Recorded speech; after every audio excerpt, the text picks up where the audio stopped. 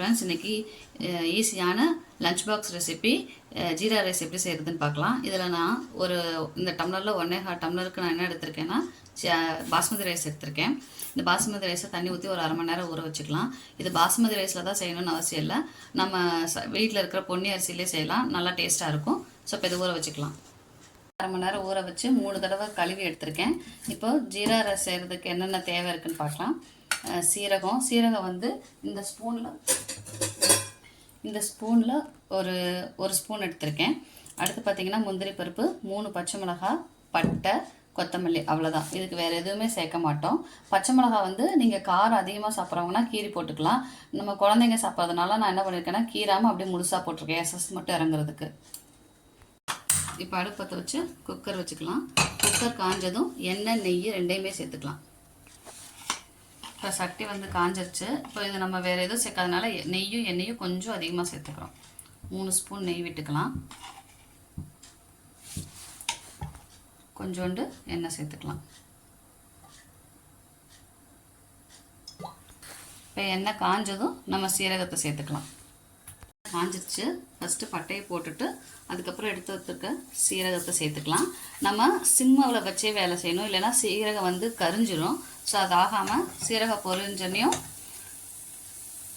நம்ம பச்சை மிளகாய் போட்டுக்கலாம்.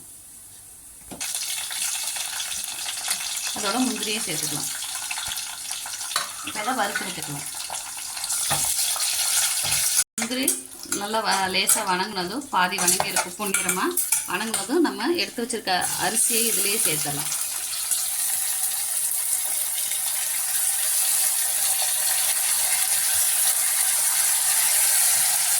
இல்லாமல் அரிசியை சேர்த்திட்டு ஒரு 2 தடவை இப்படி வறுத்து விட்டுக்கலாம். வறுத்து விட்டுட்டு நம்ம தண்ணி ஊற்றிக்கலாம். ஸோ அப்போ அந்த ஸ்மெல் இதெல்லாம் வந்து நல்லா அரிசியில் இதாகி நல்லா டேஸ்ட்டு கொடுக்கும் சாதத்துக்கு. இப்போ இந்த அரிசிக்கு தேவையான தண்ணி ஊற்றிக்கலாம். நம்ம 1.25 டம்ளர் அரிசி எடுத்துருக்கோம், 2 டம்ளர் தண்ணி ஊற்றிக்கலாம்.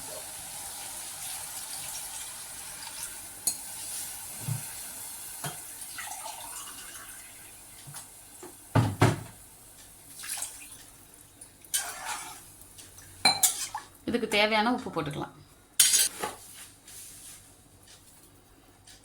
நீங்கள் உப்பு போட்டு நல்லா மிக்ஸ் பண்ணிவிட்டு ஒரு உப்பு டேஸ்ட் பார்த்துக்கோங்க. ஒரு உப்பு அதிகமாக இருக்கணும், அப்போ தான் சாதத்துக்கு கரெக்டாக இருக்கும்.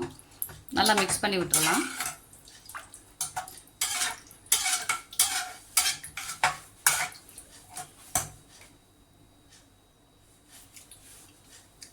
ஒரு உப்பு அதிகமாக இருக்குது.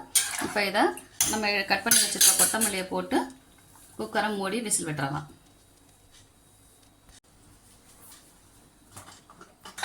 இப்போ இதுக்கு ஒரு விசில் விட்டால் போதும். ஒரு விசில் விட்டுட்டு நம்ம அந்த தம்லேயே ஒரு 10 மினிட்ஸ் வச்சுட்டு அப்புறம் ஓப்பன் பண்ணிக்கலாம். விசில் வந்துருச்சு, அந்த விசில் அடங்கிருச்சு, ப்ரெஷர் அடங்கிருச்சு. இப்போ நம்ம அதை ஓப்பன் பண்ணி பார்க்கலாம்.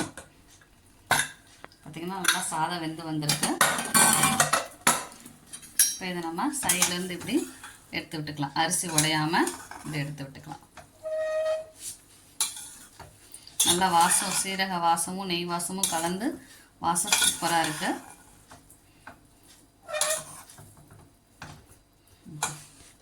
பார்த்தீங்கன்னா சுவையான சீரக சாதம் ரெடி.